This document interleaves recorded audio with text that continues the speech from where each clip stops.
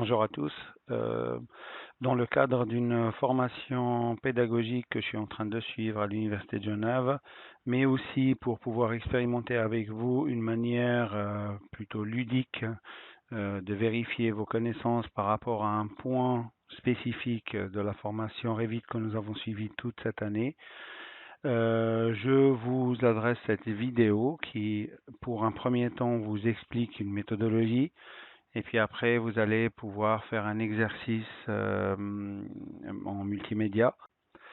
Donc cette vidéo va vous expliquer une méthodologie de créer un mobilier métrique dans un système de dessin CAO Revit qui concerne essentiellement la modélisation paramétrique. Pour commencer, nous allons créer un nouveau fichier, ça vous savez déjà le faire, en choisissant un gabarit default FRAFRA. Donc pour rappel, hein, Revit est un logiciel de dessin pour architectes qui permet essentiellement de faire de la modélisation paramétrique. Il y a bien sûr une différence entre modélisation paramétrique et modélisation informée. Revit fait aussi de la modélisation informée, mais à ce niveau-là, on devrait rajouter une base de données informative plus importante et on parlerait plutôt de BIM, Building Information Modeling, au lieu de CAO à ce niveau-là. Voilà, commençons. Maintenant que le fichier de projet est ouvert, on va devoir aller créer une famille. Une famille, pour rappel, c'est défini un objet de bibliothèque qui peut être paramétrique ou non. Et pour cela, on va devoir aller chercher un template. Donc, je vais devoir passer par fichier, nouveau. Et dans les nouveaux, on va choisir famille. Les familles, pour rappel, sont des objets de bibliothèque et elles sont basées sur des templates. Les templates sont ici. On va aller choisir un template qui nous intéresse. Vous voyez qu'il y a pléthore de templates. Le template qui nous intéresse pour ce sujet, ça va être mobilier métrique. Donc mobilier métrique ici. Pourquoi celui-là? Parce qu'il permet de faire en même temps de la 2D et de la 3D. Donc on peut créer une tasse, une table, une porte. Pour les portes et les fenêtres, c'est des cas spéciaux. On verra après qu'on utilisera un autre type de template. Cette famille nous permet de créer plusieurs types d'éléments en 3D. Vous avez l'extrusion, extrusion par chemin, raccordement, raccordement par chemin, la révolution, et puis la même chose en forme vide. Je ne reviendrai pas sur ce point-là à ce niveau du cours. Les extrusions et les extrusions par chemin partent du même principe, c'est-à-dire une section de profil projetée sur une dimension, sur une distance. Le raccordement et le raccordement par chemin font aussi exactement le même principe. C'est deux sections, une section de départ, une section d'arrivée et un chemin qui raccorde les deux pour le raccordement par chemin ou la variable Z pour le raccordement simple. Donc commençons déjà par explorer ces quatre points. Extrusion. Je vois que Revit me propose de dessiner une forme, un profil que je pourrais projeter. Donc je peux tout à fait prendre un profil comme celui-là. On va prendre plutôt un rectangle. Et puis ce rectangle-là, si je valide ici, il va me créer une extrusion, donc une volumétrie qui aura une hauteur de 25 cm. Là on est en millimètres bien sûr. Alors je valide et on va essayer de voir le résultat en 3D. Le résultat en 3D, ce sera un volume simple, d'accord? Je peux toujours revenir sur le profil pour le modifier. Typiquement, si je prends ici un point pour créer un arc, et puis que je raccorde pour finaliser ma forme, je vois que le profil a changé et donc l'extrusion a changé. Voilà, ceci étant notre premier exemple. Deuxième exemple, je reviens sur créer, je pars sur l'extrusion par chemin. Donc théoriquement, on serait sur la même base, sauf que le menu contextuel, ici, au niveau du ruban, change et va nous proposer de dessiner une trajectoire pour commencer. D'accord? Là, on est en vue 3D. Dessiner une trajectoire en vue 3D n'est pas aisé. Donc, on va essayer d'aller plutôt chercher une vue qui nous intéresse plus. Par exemple, une vue d'élévation. Et dans l'élévation, on va choisir la vue avant. Maintenant qu'on est en vue avant, on va pouvoir aller choisir de dessiner notre trajectoire. Et pour cela, allez, pourquoi pas, partir sur une idée comme ceci. On va continuer avec les arcs. Comme ceci. On va essayer de prendre la tangente et de finaliser comme ça. Voilà. Échappe pour finir. Et je vois que là, en fait, il m'a dessiné une sorte d'axe. En réalité, c'est un plan. On va essayer de le voir en 3D. Il a dessiné un plan sur lequel il va pouvoir projeter la forme tout au long de cette trajectoire. Maintenant, je peux dessiner mon profil. Donc, je recommence. Profil. Sélectionner un profil. Et ici, je vais faire modifier le profil, ce qui va me permettre d'aller en dessiner. On avait dit 5.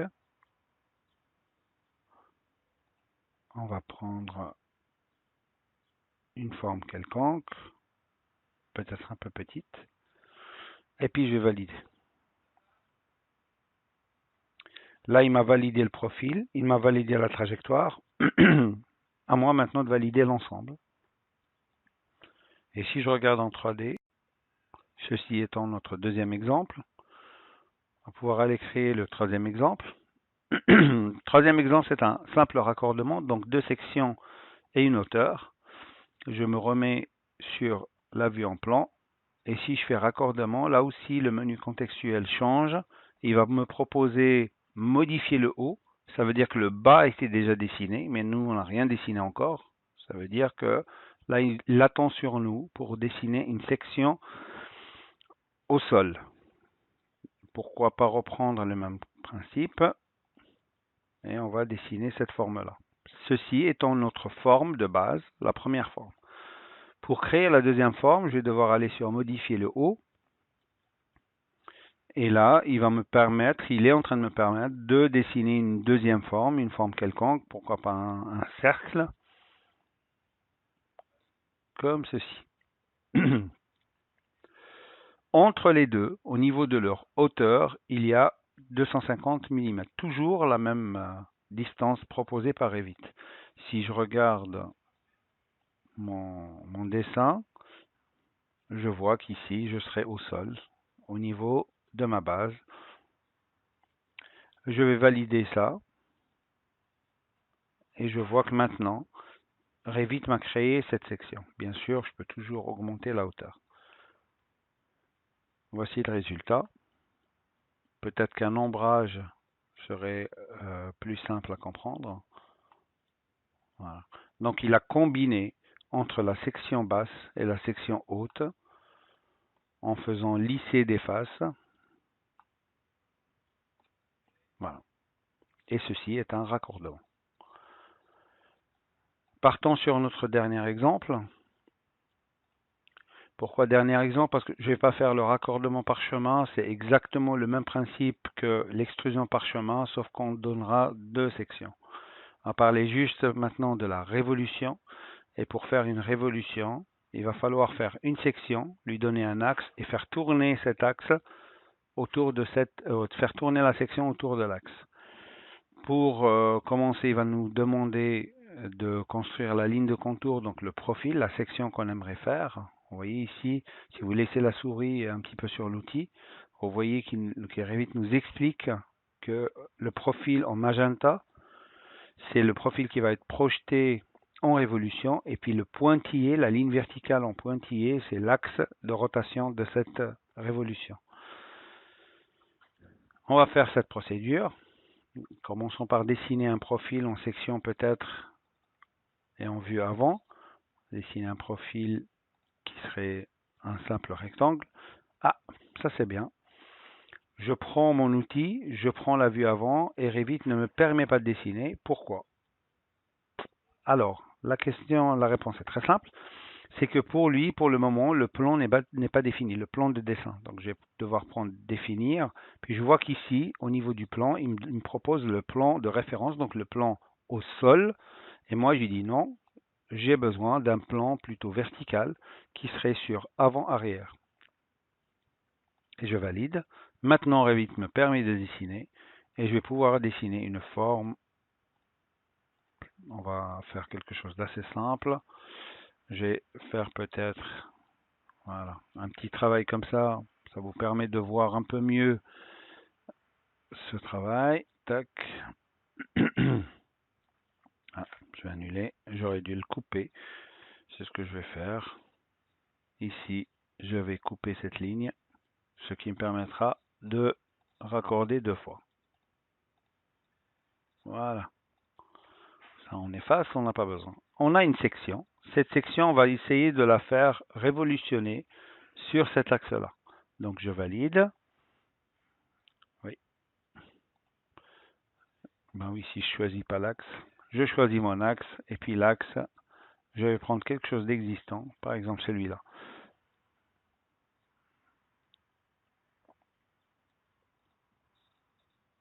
Voilà. Le problème, c'est que maintenant, Revit me propose un 360 degrés, c'est-à-dire cette section va tourner sur elle-même pour me faire un anneau.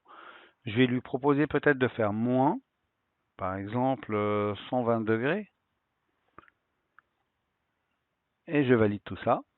Je regarde en 3D, et je vois que Revit m'a créé une section, une de révolution, sur 120 degrés. Voilà, continuons maintenant sur notre synthèse des familles paramétriques. Une des premières choses à faire, qu'il faut absolument ne pas oublier, c'est d'enregistrer sous une famille et puis d'aller choisir un dossier chez vous et pas dans les dossiers templates de Revit pour donner un nom à votre famille et vous allez finir avec une extension RFA qui est différente de l'extension par défaut de Revit. Si je reviens ici, on va éliminer quelques ouvertures. Ici, on est sur le projet Revit. Ici, je fais enregistrer sous projet. On serait sur une extension RVT et non RFA. Autre chose, on avait parlé tout à l'heure de la possibilité de créer des familles avec des templates un peu plus complexes. Si je prends par exemple un template qui serait porte métrique, parce qu'on voit très souvent des templates avec juste deux axes ou finalement deux plans de construction qui se croisent perpendiculairement. C'est des templates simples. Maintenant, ici, on est sur un template un peu plus complexe. C'est un template de porte, donc il va nous proposer déjà un mur, un vide maçonnerie, des contraintes et des paramètres qui existent déjà. Donc on voit ici, au niveau de la liste de paramètres, qu'il y a un certain nombre de paramètres qui existent déjà, comme le paramètre hauteur, le paramètre largeur, et des possibilités de créer des fonctions, comme des projections extérieures du cadre et tout ça. D'accord? Donc nous, quand vous commencez avec ce genre de profil, la première chose à faire, c'est de le nettoyer. Typiquement ici, je vais regarder, on va le faire autrement. Première chose, c'est-à-dire le cadre qui est proposé est un cadre trop simple pour nous, donc on va le supprimer. D'accord? Avec ces contraintes. Je garde la contrainte largeur et la contrainte hauteur qu'on peut voir ici dans la vue de extérieur peut-être. Voilà, extérieur-intérieur. Je vois la contrainte hauteur ici que je vais garder parce que j'en ai besoin. Je vois les contraintes ici d'ouverture et de fermeture. Je n'en aurai pas besoin, c'est moi qui devrais les créer. Et je me retrouve avec quelque chose d'un peu plus simple. Les plans de construction, je vais devoir les garder. C'est quelque chose de très important dans Revit. Et puis, qu'est-ce que je vais devoir enlever encore? Ah oui, bien sûr, le vide maçonnerie. En fait, ici, il y a un vide maçonnerie qui a été créé et qui va pas pouvoir s'adapter à toutes les portes. Donc, on va devoir le supprimer et puis repartir à zéro pour créer un vide maçonnerie. Le cours de porte c'est pas aujourd'hui, c'est pas sur cette vidéo-là. Ça sera sur une prochaine vidéo. Mais il faut garder cette base très importante que on va devoir nettoyer les contraintes pour pouvoir travailler. On va devoir enlever le vide-maçonnerie et on va devoir aussi enregistrer sous, bien sûr, famille. Et j'enregistre dans mes dossiers et pas dans les templates Revit parce que sinon ça crée des problèmes. Et après ça, on va pouvoir commencer à travailler plus clairement. Alors, on va juste rajouter deux, trois petites informations. Typiquement, au niveau de la porte ici, si je crée une porte, c'est souvent des portes composées en famille imbriquées. C'est-à-dire, je crée le cadre dans une famille et je crée la porte dans une autre famille. On va essayer d'ouvrir un fichier justement qui va nous parler de ça. Voilà, juste le temps de l'ouvrir. Les familles imbriquées sont des familles qui vont se combiner entre elles pour vous permettre de créer des paramètres liés. Et ça, c'est quelque chose dont vous aurez besoin très très souvent. Donc, j'ouvre ma petite bibliothèque. Et puis, voilà, famille, porte. Et on va prendre une porte comme celle-là. Voilà. Le cadre qui est ici est une famille imbriquée qui est créée à part et qui a été rajoutée dans la famille du mur. D'accord? C'est des choses qu'on utilise très largement, donc n'hésitez pas à modifier, à charger des familles dans d'autres familles. Bien sûr, un projet comme celui-là, une fois qu'il est créé, il ne faut absolument pas oublier de le charger dans le projet ouvert, c'est-à-dire ici. Sans ça, vous ne pourrez pas l'utiliser. Ici, je vois que la porte a été sélectionnée. Bien sûr, elle ne fonctionne pas comme ça. Il faut absolument lui ajouter un mur. Où est-ce que je la trouve? Ben, je la trouve dans les familles. Et je la trouve dans les familles de portes. Et ici, on a créé une porte simple. Et c'est celle-là. Donc ici, si je fais un mur tout simple, voilà. Et si je prends cette porte, je l'applique ici. Vous voyez que il m'a placé le cadre de porte d'une manière très satisfaisante. Pour rappel, cette porte, elle a des paramètres de type et peut-être d'autres d'occurrence. Rappelons-nous d'une chose essentielle, c'est que les paramètres de type agissent sur l'ensemble des objets posés et les paramètres d'occurrence agissent sur un seul objet posé. Voilà pour le dernier élément, donc la table qu'on va essayer de charger dans le projet pour comprendre juste cette notion de visibilité. D'accord. Donc, on va aller la chercher. Ça sera dans mobilier métrique. Donc, dans mobilier ici, table. On va prendre celle-là. Voilà. Juste qu'on comprenne le principe.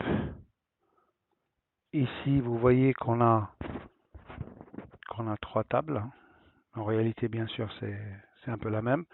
Quand j'en choisis une, j'ai la possibilité de modifier la dimension de cette table. Ceci est une modification de type de table. Maintenant, sur la même table, donc si je modifie celle-là pour avoir cette forme-là, quand elle s'allonge, elle se rajoute 2 pieds. Je peux la choisir et puis aller dans les paramètres de type. Et dans les paramètres de type, j'ai un certain nombre d'éléments que je peux modifier, notamment les dimensions. D'accord? Allez, on va essayer de faire quelque chose de très simple. On va juste baisser un petit peu l'épaisseur du plateau. Et vous vous rendez compte ici que les deux tables ont baissé d'épaisseur de plateau. D'accord? Par contre, pour les paramètres d'occurrence, je peux choisir cette table-là. Et ici, on est dans les paramètres d'occurrence. Et au niveau du matériau, pour cette table-là, je vais pouvoir aller choisir un matériau différent. Par exemple ici, Bois, on va prendre cerisier. Et si je regarde ici, je regarde et je me rends compte que les deux tables sont exactement les mêmes, que quand je change quelque chose de type, même si j'en choisis une, et je change ici, je remets 6 cm, ou je vais mettre beaucoup plus, comme ça sera visible. Si je prends 10 cm de type, de plateau, je fais appliquer, vous voyez que là, les deux tables ont changé d'épaisseur de plateau. Par contre, comme la deuxième table a un paramètre d'occurrence qui est un paramètre de matériau, il n'y a que elle qui a changé de matériau. La différence entre les deux, elle est assez claire. Les paramètres de type s'appliquent à tous les objets de la même famille. Les paramètres d'occurrence s'appliquent à un seul objet d'une même famille.